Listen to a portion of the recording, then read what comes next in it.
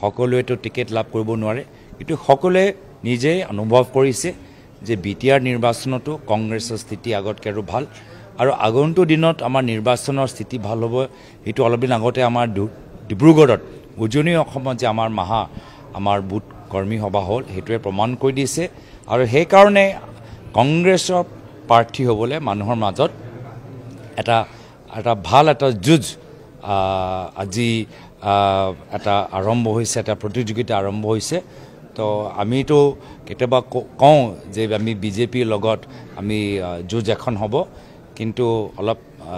ধেমালিকেই কৈছোঁ যে আমাৰ মাজতো কংগ্ৰেছৰ টিকেট ল'বলৈ এতিয়া নিজৰ মাজতো অলপ আমাৰ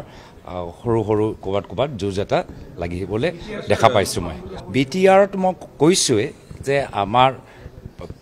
প্ৰাৰ্থী প্ৰতিটো চিটৰ ভিতৰত আমি প্ৰাৰ্থী দিবলৈ সক্ষম হৈছোঁ আমাৰ বিধায়কসকলে যথেষ্ট কষ্ট কৰিছে এজন বিধায়কজনক 2টা MCLA চিটৰ দায়িত্ব দিয়া গৈছে আমিও পৰৱৰ্তী দিনত আমি তাত প্ৰচাৰ কৰিবলৈ আকৌ তাত যামগৈ তো আজিৰ তাৰিখত আমি যিদৰে আমাৰ প্ৰস্তুতি আছে সেই প্ৰস্তুতি লৈ মই সন্তুষ্ট আৰু ইমান এই পৰ্যায়লৈকে যে পাইছোঁ তাৰ বাবে আমাৰ AICCৰ পৰা আমাৰ মণ্ডল কমিটি সকলোকে মই শুভেচ্ছা জ্ঞাপন কৰিছোঁ এতিয়া সকলোকে অনুৰোধ জনাইছোঁ যে আহা 20 তাৰিখলৈকে বা আহা 22 তাৰিখলৈকে কোনোৱে যে জিৰণি নলয় আৰু আমি সকলোৱে বিটিআৰ নিৰ্বাচনত দলটোক আৰু শক্তিশালী কৰোঁ